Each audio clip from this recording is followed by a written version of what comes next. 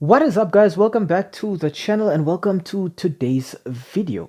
Now it's just about time for the round of 16 fixtures to be kicking off in the Euro 2024 taking place in Germany. And for this video I thought we could talk just a little bit about the clash taking place the Saturday on the 29th of June that sees Switzerland go up against Italy.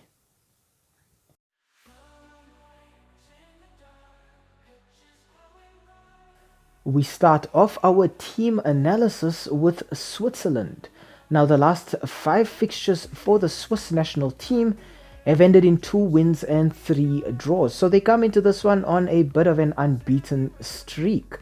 Their last match was a 1-1 draw against tournament hosts and favorites Germany on match day 3 of the group stages. In these last 5 fixtures, Switzerland have scored 10 goals and conceded just 4.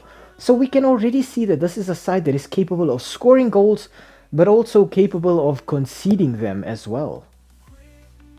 The first player I'd like to talk about for Switzerland has got to be the man between the sticks, Inter Milan's Yann Sommer. In 92 appearances for his national team, Sommer has kept 34 clean sheets and conceded 91 goals. I think in Yann Sommer, Switzerland know they have a very stable goalkeeper who's got very safe hands. He's a great shot stopper. But also, as an added benefit, Yann Sommer allows his team to move higher up the pitch because his distribution is just sublime as well. Next up, I want to talk Switzerland's midfield general, Bayer Leverkusen's Granit Xhaka. In 128 appearances for his national team, Granit Xhaka has scored 14 goals and racked up 12 assists. Now, those might not seem like very impressive numbers, but for a player performing the role that Granit Xhaka performs, that is very impressive. Xhaka is usually employed as a destructive force in the midfield. He's the player who goes down and applies pressure on the ball and on the opposition players who currently have the ball, trying to win it back as soon as possible and then recycle it to the forward players. In Granit Xhaka, you have a great holding midfielder who's got the potential to distribute the ball all over the pitch because he's got very good passing range and accuracy. But this is also a player who's capable of scoring from long shots if the need arises. And finally, I want to talk about a player who is familiar to pretty much anybody who's been watching European football for the last few seasons, in Xherdan Shaqiri. Shaqiri has had stints at Inter Milan, Bayern Munich and Liverpool in England. And in 124 appearances for his national side, Xherdan Shaqiri has scored 32 goals and racked up 34 assists. Now, despite the fact that Xherdan Shaqiri has moved to the MLS, it was easy to identify that he's still got a lot to contribute to his national side. Shaqiri is a very flexible player who's able to play out on either wing or centrally as a number 10 playmaker. He's got very good passing range, he's got the ability to dribble with the ball at his feet, but he's also a player who can score goals or create goal-scoring opportunities for his teammates.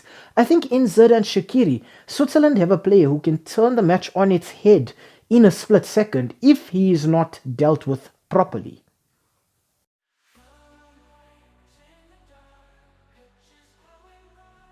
For Italy, the last 5 fixtures have ended in 2 wins, 2 draws and a single loss. Their last match was a 1-1 draw against Croatia on match day 3 of the group stage. In these last 5 fixtures, the Azzurri have scored 4 goals and conceded 3. So I think it's already quite evident, just based on that statistic alone, that this is a goal-starved team, but also a team that is very stubborn at the back. Speaking of stubborn at the back, the first player I want to talk about for Italy has got to be the goalkeeper, Gigi Donnarumma. Now, employed by PSG in France, when playing for his national team, Donnarumma has played in 65 matches for the Azzurri, keeping 28 clean sheets and conceding just 52 goals. I think Donnarumma has been tested against teams like Spain and Croatia in the group stage, and I think he's passed with flying colors. Donnarumma is the player who I think Italy can credit for them actually getting out of the group stages. He pulled off some magnificent saves against Spain on match day 2, and he really did keep them in the game against Croatia, opening up the opportunity for Italy to then get their last minute equalizer. In Donnarumma, the Azzurri have a very solid goalkeeper who's very agile, very flexible, and very intelligent. This is a player who's very good at reading the game. And Italy have realized that they can use this as an attacking threat. So we will see Donnarumma punting the ball up to either wing, looking to get Italy moving forward as a unit. Next up, I want to talk attacking midfielder and a Roma player, Lorenzo Pellegrini.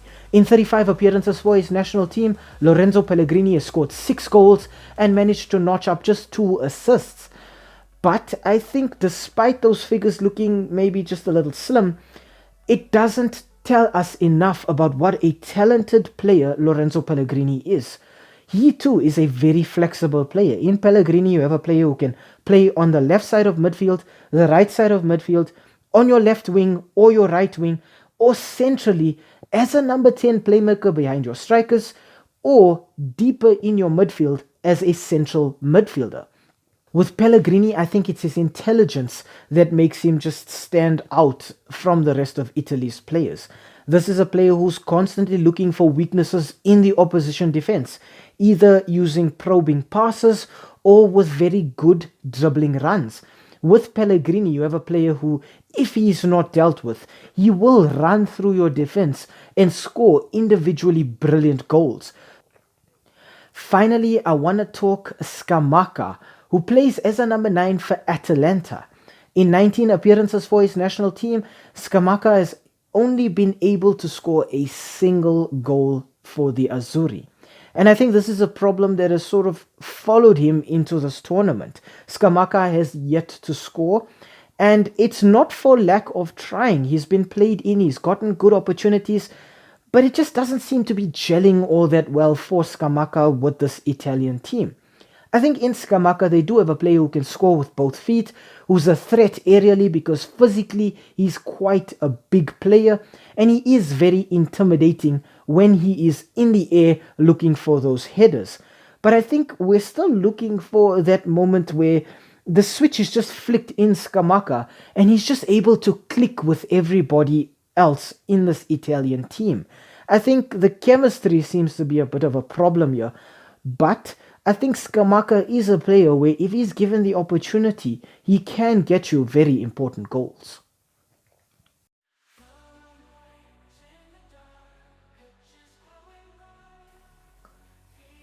When we look at the head-to-head between Switzerland and Italy, the last 5 meetings between these two sides have ended in 4 draws and just a single win for Italy. In these last 5 fixtures, Italy have scored 5 goals and Switzerland have scored just 2.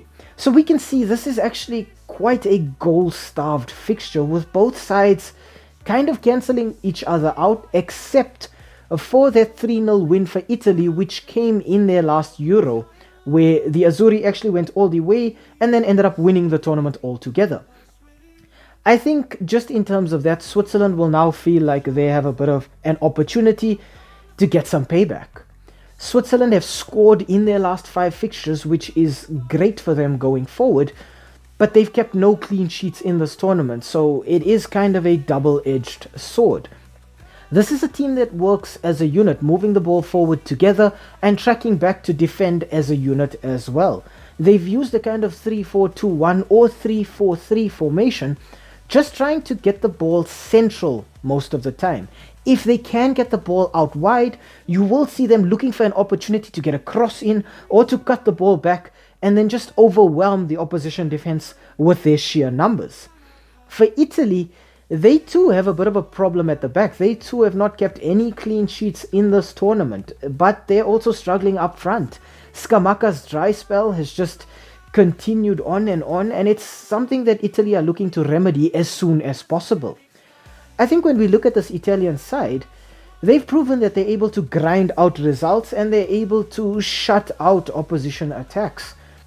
On match day 1 against Albania, Italy found themselves behind very early on in the match, and they had to grind it out, and they were able to get a 2-1 result courtesy of goals from Bastoni and Barella, both players for Inter Milan. And then on match day 2 against Spain, they were undone by an own goal. On match day 3 against Croatia, Italy once again found themselves behind, but then they managed to grind out a result and find an equalizer with one of the last kicks of the game in the 8th minute of injury time.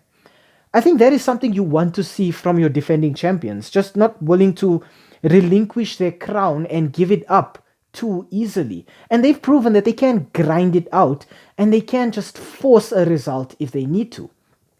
I think when we look at Italy as well, this is a very flexible team. These players are very used to playing in different roles for their club and their country. And I think that sort of gives Spalletti an extra gear to go into. He can change his formation, going with a 4-3-3 if he's looking to be more offensive and use the wings.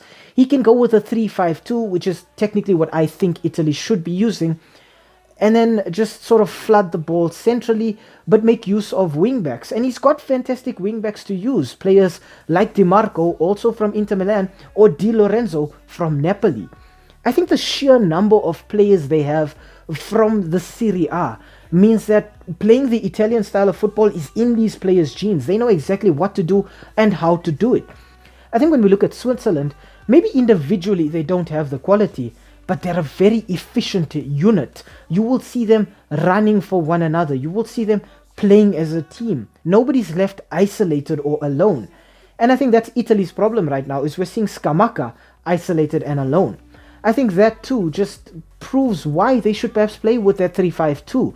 It would give Scamacca a strike partner up front, somebody like Raspadori or Zaccagni, to sort of just take a bit of pressure off his shoulders. You could even put Stefan El Shaarawy there to support him as a second striker. Nevertheless, if we look at this match, I think just because of the individual talent, the flexibility of the players and the formation, and knowing that they come into this as defending champions who have a bit of a reputation on the line, means Italy are under a little bit more pressure here.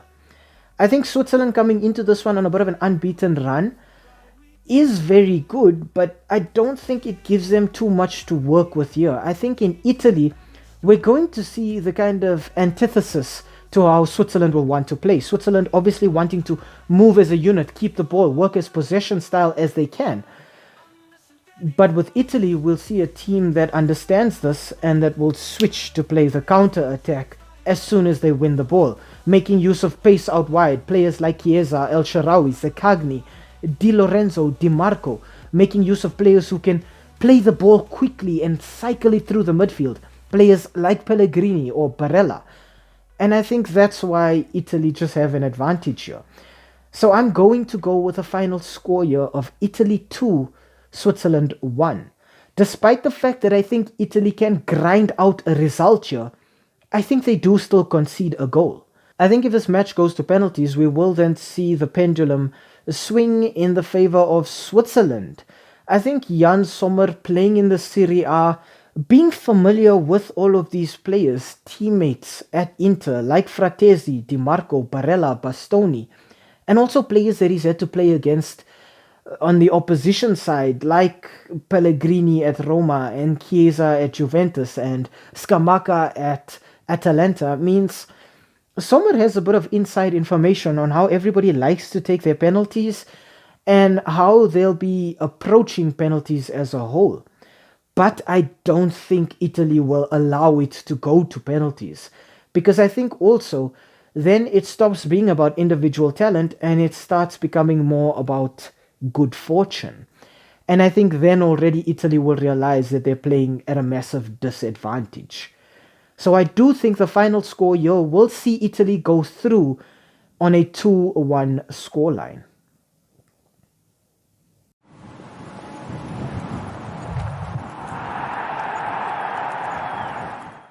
Hi, thank you for making it to the end of this video. We really appreciate the watch time. And the fact that you took some time out of your day to spend it with us talking about the sport that we all love. If you enjoyed the content, why not, drop a like down below or comment in the comment section. Maybe even consider subscribing to the channel. And I mean, while you are here right now, have a look at some of our old videos too. They should be appearing on the screen right now, along with that subscribe button. So you know exactly what to do. Thank you so much. It really helps with the YouTube algorithm. And have a great day out there. And we hope to see you again very, very soon. Thanks. Stay safe.